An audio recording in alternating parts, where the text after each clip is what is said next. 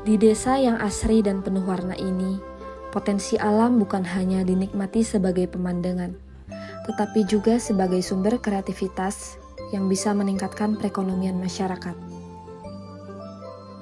Beragam bunga tumbuh subur di lingkungan desa, mulai dari bunga krisan, bunga dahlia, mawar, hortensia, hingga berbagai bunga lainnya yang berwarna cerah. Keindahan ini menginspirasi warga untuk menciptakan karya unik yang bernilai jual. Untuk memahami lebih dalam potensi besar yang dimiliki desa ini, khususnya pada sektor budidaya bunga, kami akan berbincang langsung dengan para petani yang merawat dan mengembangkan keindahan alam ini setiap hari. Melalui wawancara ini, kita berharap dapat menggali informasi mengenai jenis bunga yang dibudidayakan, tantangan yang mereka hadapi, serta harapan mereka terhadap pengembangan potensi desa ke depannya. Mari kita simak wawancara bersama petani bunga sebagai narasumber utama dalam inovasi berbasis kekayaan alam desa. Untuk budidaya bunga saya sejak tahun 2010 dengan varian banyak.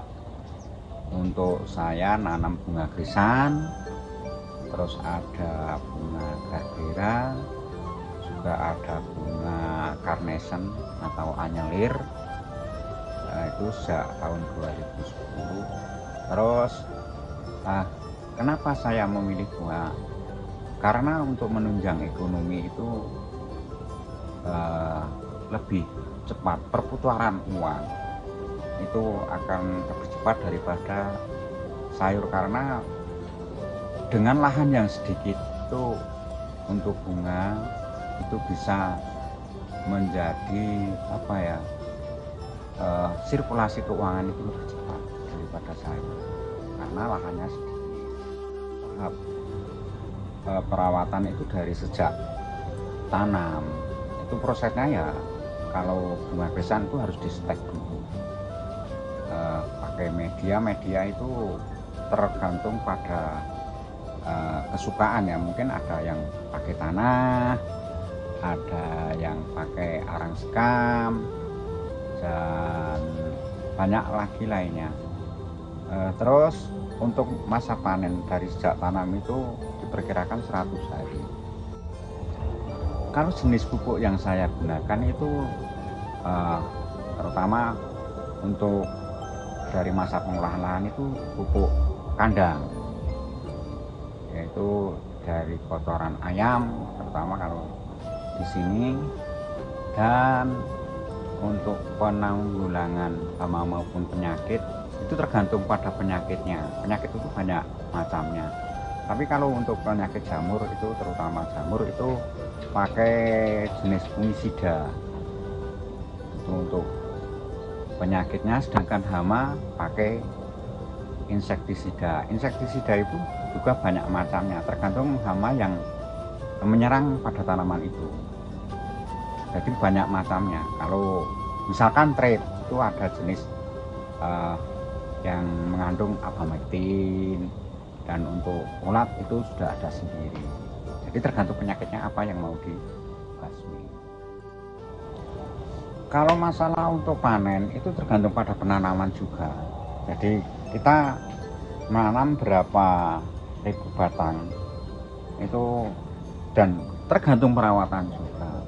Tapi kalau untuk penanaman tidak bisa 100%, mungkin sampai 70-80% itu sudah bagus untuk tanaman krisan.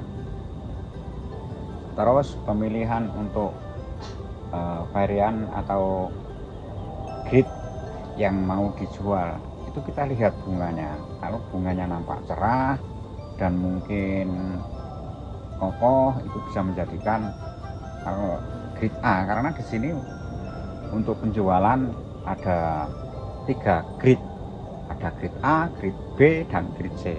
Dan itu grade C itu yang mungkin yang paling jelek di mata petani, itu akan dinamakan grade C ataupun tengkulak.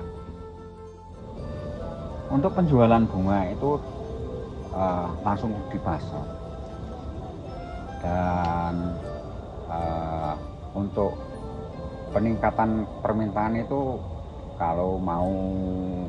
terutama kalau mau hari raya itu permintaan meningkat daripada hari-hari biasa. Kalau penentuan harga itu mengikuti pasar, tapi kalau pada waktu menjelang hari raya Idul Fitri itu kita bisa menentukan harga karena banyak permintaan dan mungkin bunga di pasar itu kurang, maka dari petani bisa menentukan harga sendiri. Ya, kepada anak-anak muda yang ingin berpenghasilan lebih atau ingin mencari usaha lain, marilah kita menanam bunga. Pertama kalau di sini itu bunga krisan yang menjadi unggulan di Kabupaten Semarang, di Kecamatan Bandungan. Oke. Keindahan bunga tersebut mendorong lahirnya ide baru, bagaimana kekayaan alam desa dapat diangkat menjadi karya seni yang memiliki nilai ekonomi bagi warga. Inilah inovasi kami, membuka peluang usaha baru bagi masyarakat, yaitu gantungan kunci resin bermotif bunga yang setiap produknya memiliki corak berbeda, membawa cerita tersendiri dari bunga-bunga desa. Melalui sentuhan kreativitas, bunga-bunga pilihan disulap menjadi produk unik yang memadukan estetika alam dengan inovasi modern. Dari keindahan bunga desa, tercipta potensi yang menggerakkan. Potensi ini sebagai bukti bahwa kreativitas mampu menjadikan desa lebih mandiri, berdaya, dan terus berkembang. Berikut adalah langkah-langkah cara pembuatan resin dari bunga. Pertama, siapkan resin epoksi, hardener, cetakan silikon, dan bunga yang sudah benar-benar kering.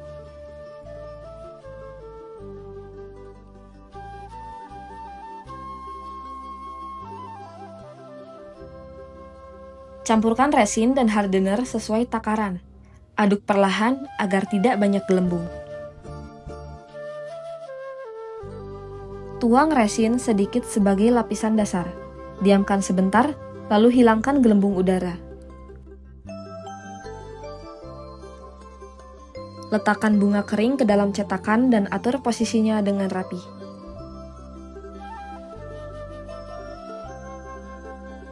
Setelah itu, tuang resin kembali hingga penuh dan pastikan bunga tertutup sempurna.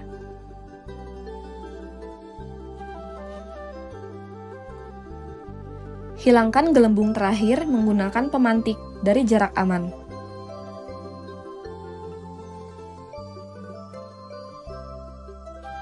Inilah tampilannya setelah selesai.